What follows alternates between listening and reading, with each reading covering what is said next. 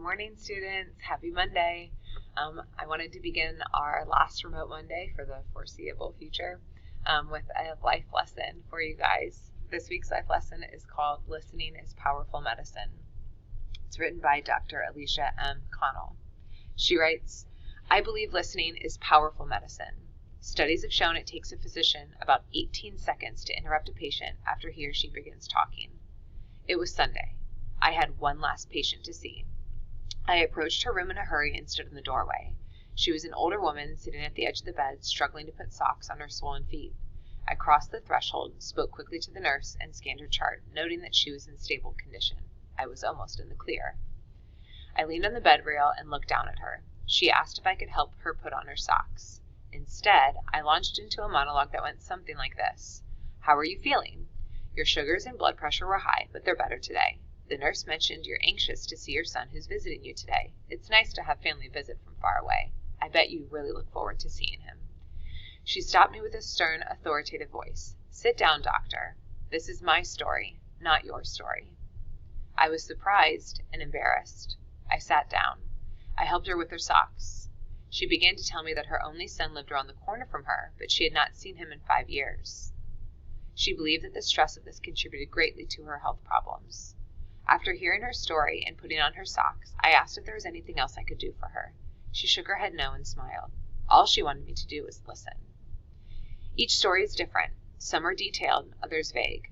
Some have a beginning, middle, and end. Others wander without a clear conclusion. Some are true, others not. Yet all of those things do not really matter. What matters to the storyteller is that the story is heard, without interruption, assumption, or judgment. Listening to someone's story costs less than expensive diagnostic testing, but is key to healing and diagnosis. I've often thought about what that woman taught me and reminded me of the importance of stopping, sitting down, and truly listening. And not long after, in an unexpected twist, I became the patient with the diagnosis of multiple sclerosis at the age of 31. Now, 20 years later, I sit all the time in a wheelchair. For as long as I could, I continued to see patients from my chair, but had to resign when my hands were affected. I still teach medical students and other healthcare professionals, but now from the perspective of both physician and patient. I tell them I believe in the power of listening. I tell them I know firsthand that immeasurable healing takes place within me when someone stops, sits down, and listens to my story. 2 snaps for listening. 1, 2, 3. My dear students, I chose this life lesson this week because I think it's important not only to listen to each other, but also as we're studying our history to listen to different perspectives. And that's one of the things that we're going to be looking at in this week and the next week when we study imperialism. So with that said, I want to take a look here at our schedule for this week. So today you're all remote, you're watching this video and answering your Google form questions and submitting that on Google Classroom. Tomorrow in class for my A to K students, we're going to go over your vocabulary. So that was your remote work that was due on Friday for A to K kids. And you're going to have a quiz over this on the 3rd of February. So that is the following Wednesday. I might bump that back to Friday. We'll see. And then we're going to start to look at some primary sources over the justification of imperialism. You're going to finish working on those primary sources remotely on Wednesday and submit your answers on Google Classroom. And then you also need to study for your Asia Map quiz.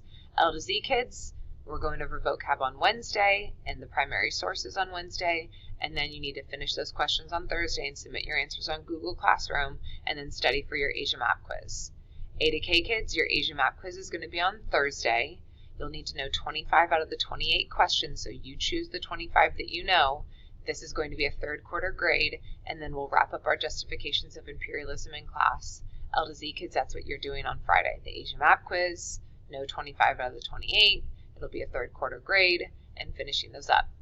So end of 2nd quarter is on Friday, and then right now, our plan is that I would see all of you the following week on Monday, back to kind of reality of every single day of the week. So if you have any questions, send me an email and let me know. Otherwise, look forward to seeing you guys this week. Bye-bye.